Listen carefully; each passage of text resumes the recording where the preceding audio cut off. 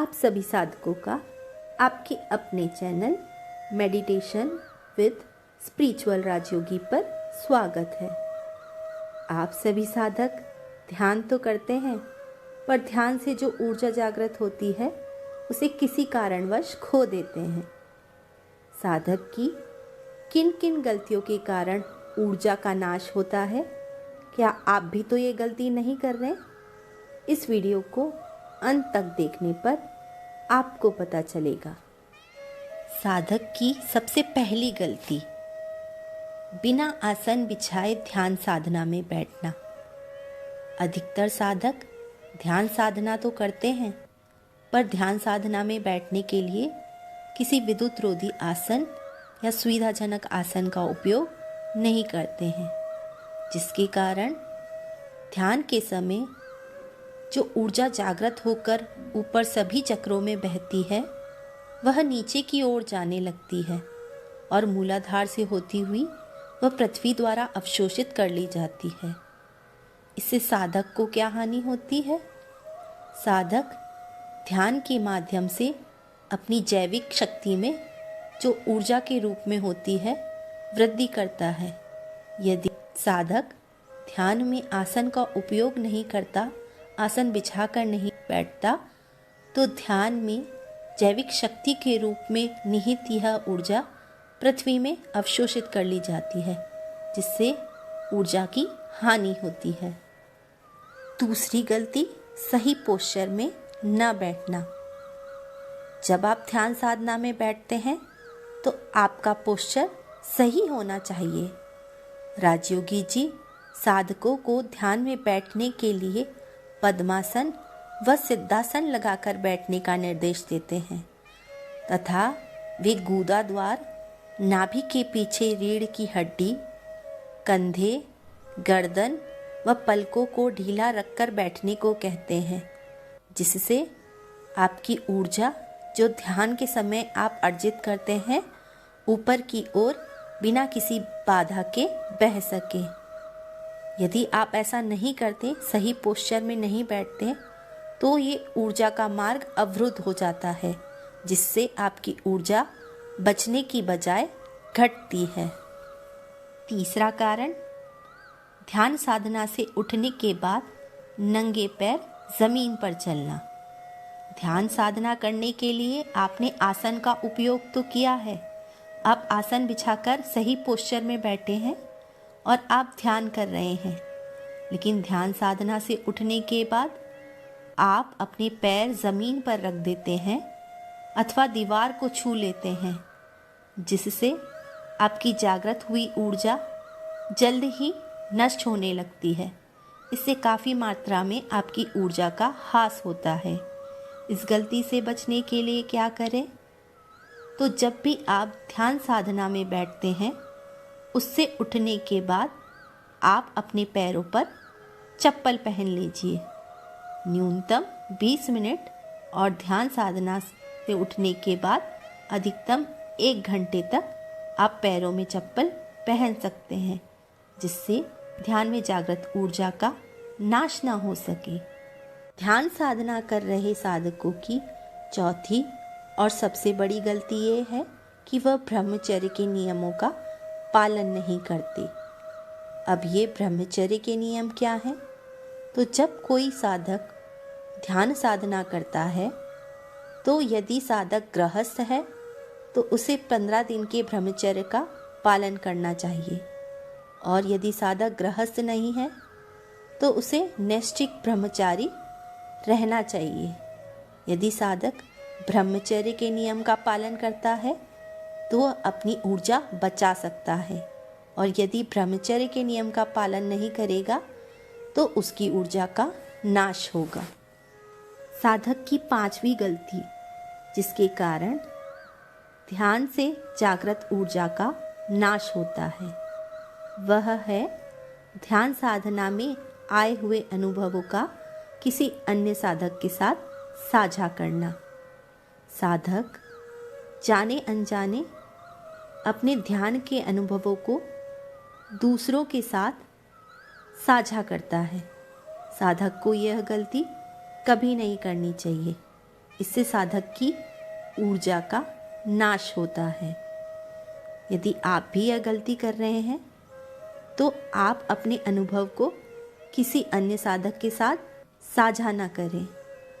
यदि बहुत ज़रूरी ही है, आपको किसी अनुभव को लेकर कोई बात समझ नहीं आ रही, तो आप अपने गुरु से संपर्क करें और अपने अनुभव के बारे में जानने की कोशिश करें। छठी गलती, अनुभव की आकांक्षा करना। आपका कोई मित्र है, वह ध्यानी साधक है, वह भी ध्यान करता है और उसने किसी ध्यान में आए हुए अपने अनुभव आपके साथ साझा किए हैं।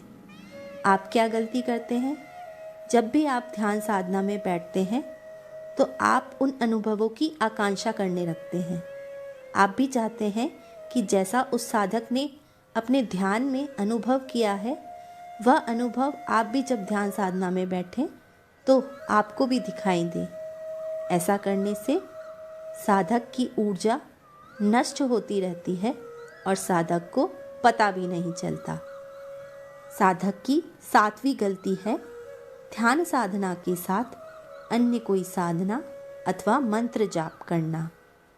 अधिकतर साधक एक गुरु से ध्यान साधना की दीक्षा लेने के बाद किसी अन्य गुरु से मंत्र जाप या अन्य कोई साधना की दीक्षा लेते हैं और 2 व 3 साधनाओं को एक साथ करते हैं। ऐसा करने से क्या होता है? जब आप विभिन्न साधनाओं को करेंगे तो आपको किसी भी साधना का लाभ नहीं हो पाएगा और आपकी ऊर्जा बढ़ने की बजाय नष्ट होती जाएगी। तो कहीं आप साधक भी तो यह गलती नहीं कर रहे हैं? और यदि कर रहे हैं तो आप इसे आज ही करना बंद कर दीजिए। 8वीं गलती, आपके गुरु द्वारा मार्गदर्शित जिस साधना को आपको जिस विधि से करने के लिए बताया है, आप उसे उस विधि से न करके मनमाने तरीके या अटपटे ढंग से करते हैं। ऐसा करने से आपकी ऊर्जा बढ़ने की बजाय घटती जाती है। अतः ये गलती ना करें। 9वीं गलती, वाचाल होना। अधिकतर साधकों को देखा जाता है कि जब वह ध्यान मार्ग पर चलते हैं तो वे वाचाल हो जाते हैं, बहुत अधिक बातें करने लगते हैं। या आपके पास खाली समय भी है तो आप अपने खाली समय का उपयोग न करके अपने मित्रों अथवा रिश्तेदारों को फ़ोन लगाकर घंटों उनसे बातों में व्यस्त रहते हैं और ज़्यादा बोलने के कारण कभी कभी आप अपने ध्यान के अनुभवों को भी अपने रिश्तेदार अथवा अपने मित्रों के साथ साझा करते हैं। इससे आपकी ऊर्जा का नाश होता है, तो आप यह गलती न करें। साधक की 10वीं गलती जिसके कारण उसकी ऊर्जा नष्ट होती है, वह है बहुत अधिक क्रोध करना। यदि आप ध्यानी साधक हैं और आप क्रोध अधिक करते हैं और क्रोध के कारण दूसरों से झगड़ा करते हैं, उन्हें अपशब्द कहते हैं, तो इसके कारण आपकी बहुत सारी ऊर्जा नष्ट हो जाती है। आपको क्या करना है? आपको क्रोध करने के बजाय शांत रहना है। यदि आप शांत रहेंगे तो आपकी ऊर्जा बची रहेगी। इस ऊर्जा का फ़ायदा आपको ध्यान की प्रगति प्राप्त करने में होगा।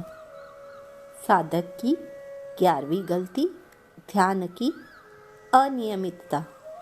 साधक रोज़ सुबह शाम ध्यान करते हैं और कुछ दिन नियमित ध्यान करने के बाद उनका किसी कारणवश ध्यान छूट जाता है। ऐसा करने से जब आप नियमित थे तो जिस अवस्था को आपने प्राप्त किया था, जिसमें आपकी ऊर्जा बढ़ रही थी, ध्यान न करने के कारण आपकी उस ऊर्जा में गिरावट आएगी और ध्यान की अवस्था भी गिर जाएगी। तो आप ऐसा न करें और आप साधक रोज़ सुबह शाम नियमित रूप से ध्यान करें। साधक की 12वीं गलती, किसी सांसारिक व भौतिक वस्तु की इच्छा करना। ध्यान में विचार का बहुत महत्वपूर्ण स्थान है। यदि कोई ध्यानी साधक किसी भी सांसारिक व भौतिक वस्तु की इच्छा रखता है और उस इच्छा को लिए वह ध्यान साधना में बैठता है, तो वह विचारों में उन्हीं इच्छाओं को देखता है और जाने अनजाने उन इच्छाओं को पाने के चक्कर में विचारों में शामिल हो जाता है। ऐसा करने से ध्यानी साधक ध्यान ठीक प्रकार से नहीं कर पाता। विचारों में शामिल होने की वजह से उसकी ऊर्जा घट जाती है और वह अपनी ऊर्जा का नाश कर देता है। इसके लिए साधक को क्या करना चाहिए? अपनी सभी इच्छाओं का त्याग कर ध्यान साधना में बैठना चाहिए। साधक की 13वीं गलती, थकान होने पर ध्यान साधना में बैठना। साधक बहुत अधिक थका है और वह चाहता है कि वह आराम किए बिना ध्यान साधना कर ले। ऐसा करने से साधक जब ध्यान साधना में बैठता है तो उसे थकान महसूस होती है और जब उसका शरीर ध्यान साधना में बैठने से शिथिल होता है तो साधक को आलस्य आने लगता है और वह धीरे धीरे निद्रा में चला जाता है। ऐसा करने से साधक का ध्यान नहीं हो पाता और साधक ध्यान साधना के समय पूरी तरह सोया रहता है। ऐसे साधक की ऊर्जा बढ़ने की बजाय घटती जाती है। तो साधक को ध्यान साधना के समय निद्रा नहीं करनी चाहिए और यदि साधक थका हुआ है तो उसे थोड़ा आराम करने के बाद ध्यान साधना करनी चाहिए। यदि साधक बताए हुए कारणों में से किसी कारण से अपनी ध्यान साधना में अर्जित ऊर्जा का नाश कर रहा है तो उसे अपनी गलतियों में सुधार करना चाहिए। आपको यह जानकारी कैसी लगी? हमें कमेंट बॉक्स पर लिखकर ज़रूर बताएं। ध्यान से संबंधित सभी समस्याओं व महत्वपूर्ण जानकारी पाने के लिए जुड़े रहिए हमारे चैनल मेडिटेशन विद स्पिरिचुअल राजयोगी पर अथवा ईमेल कीजिए srirajyogiji@gmail.com पर। धन्यवाद।